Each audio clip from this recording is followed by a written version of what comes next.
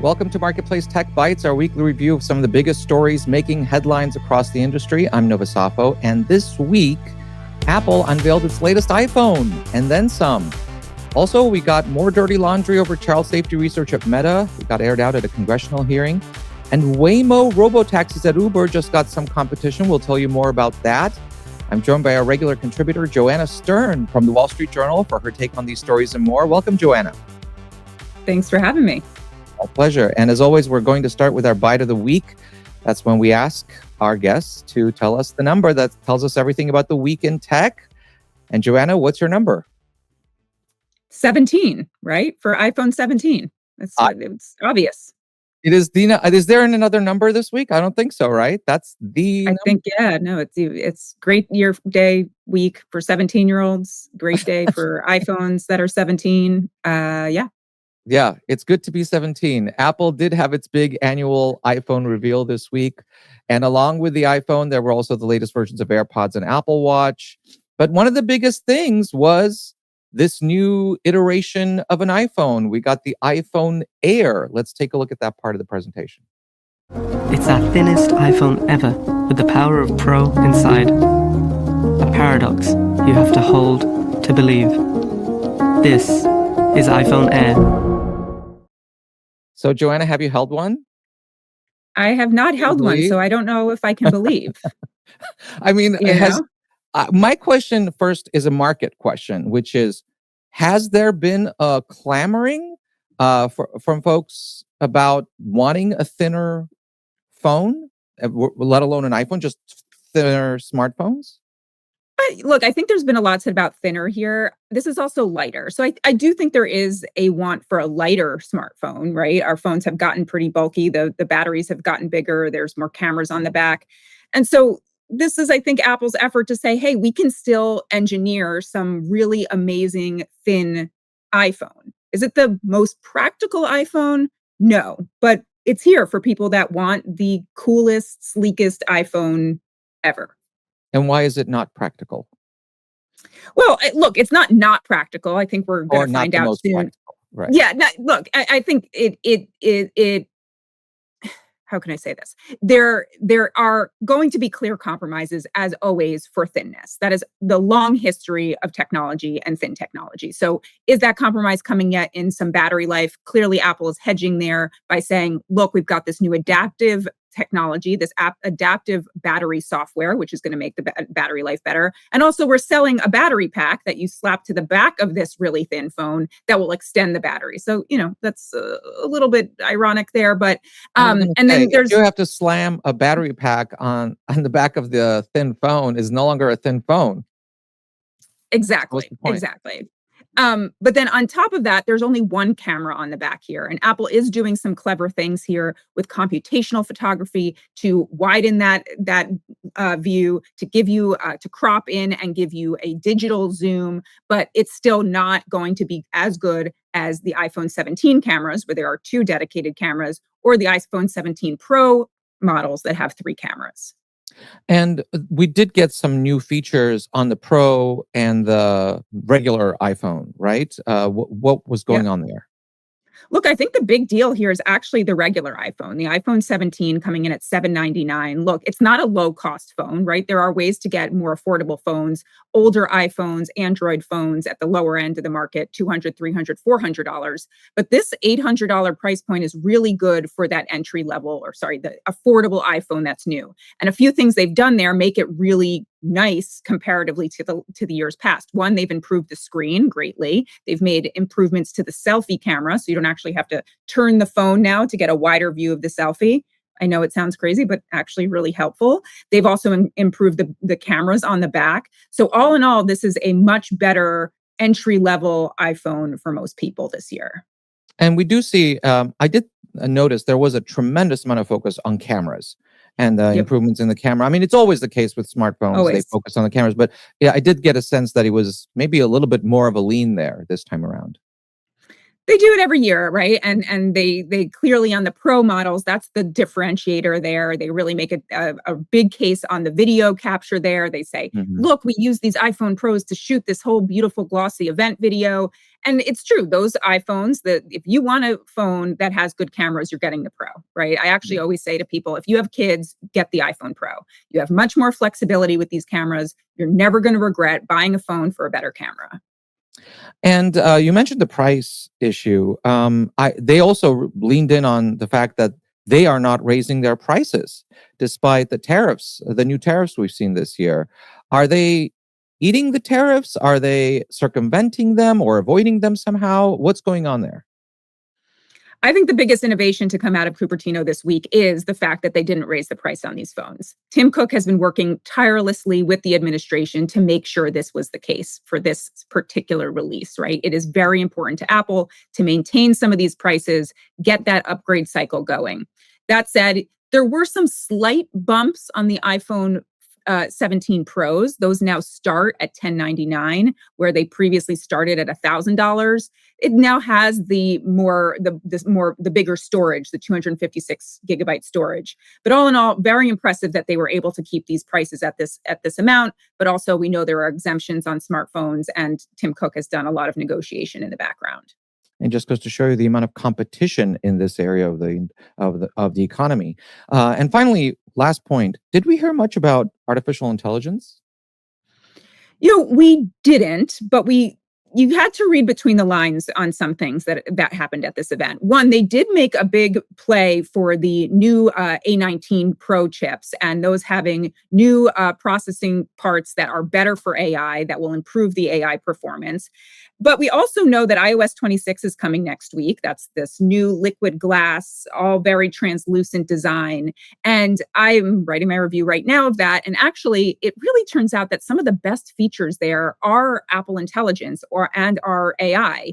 And so, yes, Apple is certainly behind these other companies when it comes to large language models. But some of the features, the practical features that are being put in, like translation, we saw that also at the event with AirPods, that is AI, and it is going to improve people's lives. All right. We'll look forward to that next week. Another big event this week was a Senate committee hearing where more whistleblowers came forward with accusations against Meta and their child safety practices or lack thereof. And in this case, two former employees said Meta suppressed research about risks to minors who are using Meta's virtual reality headsets and apps. Here's a little bit of the testimony from Casey Savage, a former Meta researcher. I quickly became aware that it is not uncommon for children in VR to experience bullying, sexual assault, to be solicited for nude photographs, and sexual acts by pedophiles. I was told not to investigate the kinds of harm children were experiencing in VR, and made to feel I was risking my job if I pressed the matter. Were there anything new in these revelations that we didn't quite know before about how Meta and Facebook have struggled with child safety? Well, certainly the focus on virtual reality is new. We have known for years through the whistleblowing of for instance, Haugen and others, that Meta does research specifically on the impacts on younger users. But this is focused on VR, and that's what was really focused on here in this testimony, and the Washington Post reporting that went hand in hand with this. I guess at this point, are we surprised? Are we surprised that the company does this research, that the company doesn't necessarily listen to this research and puts the profits and puts the product ahead of what might be harmful for kids? And this particular product, as you mentioned, virtual reality, this goes to the very heart of where CEO Mark Zuckerberg, wants to take the company, right? He's talking about the metaverse and virtual reality, a big part of that. So in this Certainly, case, I mean, I think virtual reality, it seems to be less of Mark Zuckerberg's priority right now versus how to do augmented reality or glasses that bring the real world and digital world together. And so, look, these things are going to go hand in hand. These things are also going to be, I'm sure Meta wants to promote them to younger users. This has always been sort of their thing, is that we know that younger users are on their platforms, Facebook, Instagram. And so why not try to extend that reach through hardware products?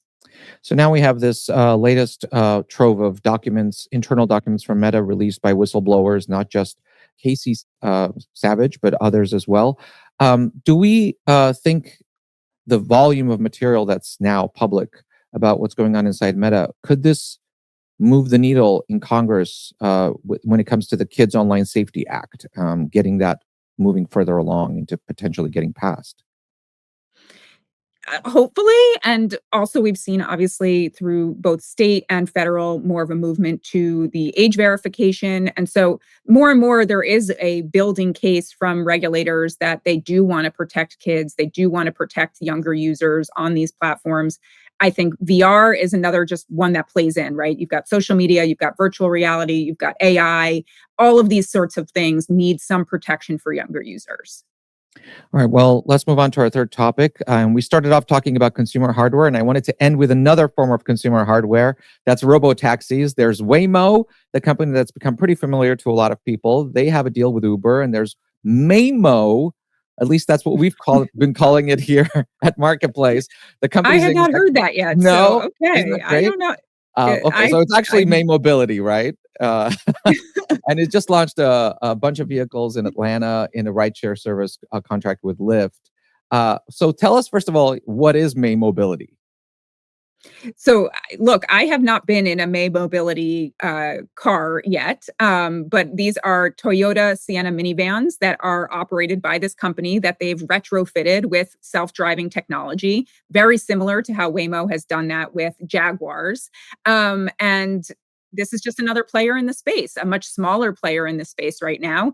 But I will also mention that Zoox, which is Amazon's self-driving unit, launched this week. Their self-driving cars are they're really not cars. They're these crazy kind of minivan.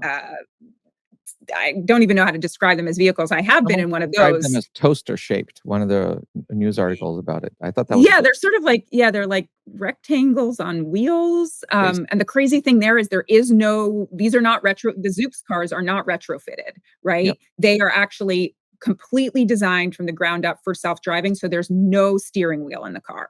I've been in those. It is a crazy experience. But yeah, they launched this week in Las Vegas as their first market.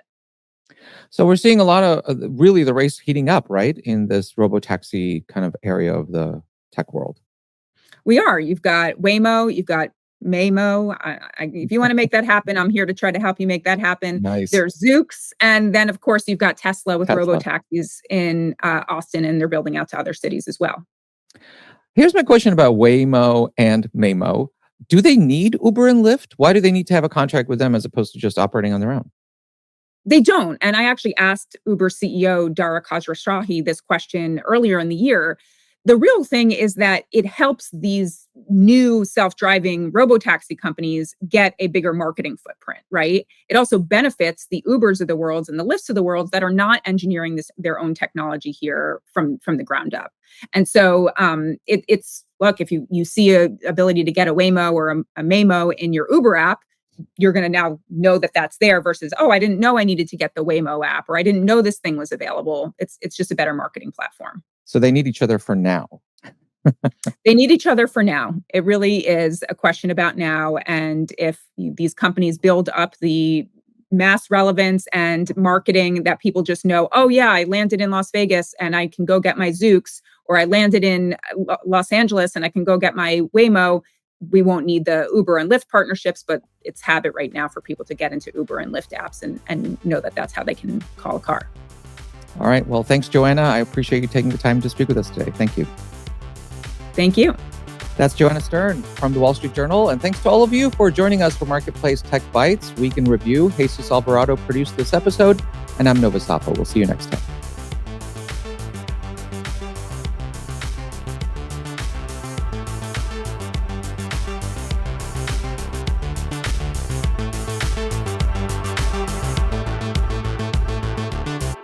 This is APM.